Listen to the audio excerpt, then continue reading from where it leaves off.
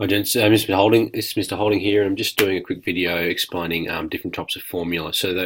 We're getting to the point where we need to start writing equations and things like that. But the first step to that is knowing what the formula is. So there's three main types: okay, elements, molecular, and chemical formula.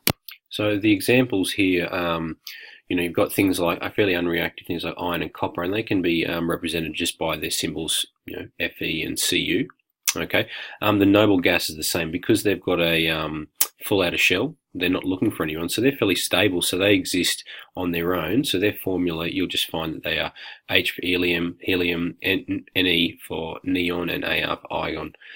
Just note when you're writing them, obviously Fe, the first one is a capital, the second is a lowercase. Okay, one little thing people fall into sometimes is whether that's the second one is a lowercase or an uppercase. If it's an uppercase, it means it's a completely different element. So the next step up is when we're talking about things that bond with themselves. So for instance, hydrogen exists as H2, nitrogen is N2, and chlorine is Cl2. You'll note there that it's subscript here, okay, because if we were to write something like that, that's a very different thing. That says two individual chlorine, so that would be wrong.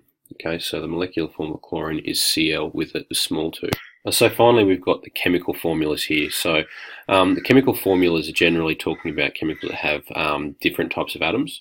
Okay, so the examples I've got here are water, which is in H2O, carbon dioxide, CO2, and methane, CH4. So again, you'll notice that the ratio numbers are in subscript here.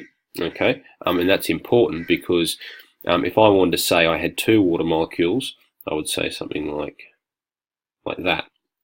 Okay, that indicates there is two of all of that.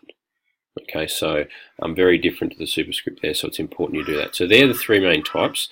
Okay, obviously simple ones, these are ones that bond with themselves, and then finally the chemical ones.